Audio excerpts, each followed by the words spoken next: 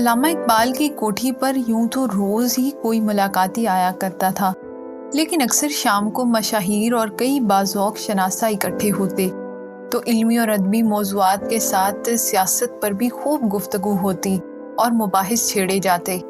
اقبال سب کو سنتے اور مناسب سمجھتے تو اپنے خیالات کا اظہار بھی کرتے۔ وہ ہوکا پیتے جاتے اور عام دلچسپی کے موضوعات بھی باتیں کرتے۔ یوں اقبال کی صحبت میں وقت گزرنے کا احساس ہی کسی کو نہیں ہوتا۔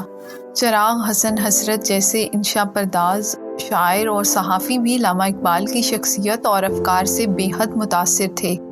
انہوں نے اپنی ایک تحریر بعنوان بزم اقبال میں چند لمحے سپرد قلم کیے تھے، جس سے یہ سطور قارئین کی دلچسپی کے لیے نقل کی جا رہی ہیں۔ چراغ حسن حسرت لکھتے ہیں، میں نے علامہ اقبال کو جلسوں میں بھی دیکھا، پارٹیوں میں، دعوتوں اور پنجاب کونسلوں کے اجلاس میں بھی، لیکن جب ان کا ذکر آتا ہے تو میرے تصور کے پردے پر سب سے پہلے ان کی جو تمثال ابھرتی ہے وہ ان کی نج کی صحبتوں کی تصویر ہے۔ شام کا وقت ہے، وہ کوٹھی کے صحن میں چارپائی پر ململ کا کرتا پہنے بیٹھے ہیں۔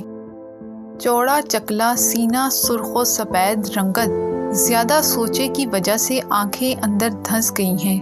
چارپائی کے سامنے کرسیاں بچھی ہوئی ہیں، لوگ آتے ہیں اور بیٹھ جاتے ہیں۔ ان میں ہر قسم کے لوگ ہیں، شاعر، لیڈر، اخبار نویس، اسمبلی کے ممبر، وزیر، پارلیمنٹری سیکرٹری، طالب علم، پروفیسر، مولوی۔ کوئی آدھ گھنٹے سے بیٹھا، کوئی گھنٹہ بھر، لیکن بعض نیاز مند ایسے تھے جو گھنٹوں بیٹھیں گے اور خاصی رات گئے گھر جائیں گے۔ حقے کا دور چل رہا ہے، علمی، ادبی اور سیاسی باتیں ہو رہی ہیں۔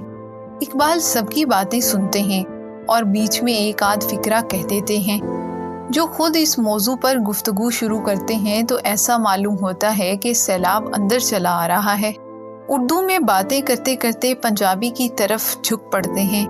کبھی کبھی انگریزی کا ایک آدھ فقرہ زبان پر آ جاتا ہے، لیکن بات میں الجھاؤ بالکل نہیں، جو کہتے ہیں دل میں اتر جاتا ہے۔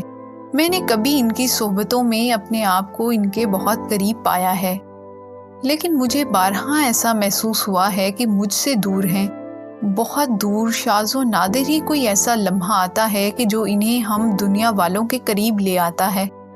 ان کی گفتگو علم و حکمت اور فلسفہ و سیاست کے متعلق ہی نہیں ہوتی تھی، وہ لطیفے اور بھپتیاں بھی کہتے تھے۔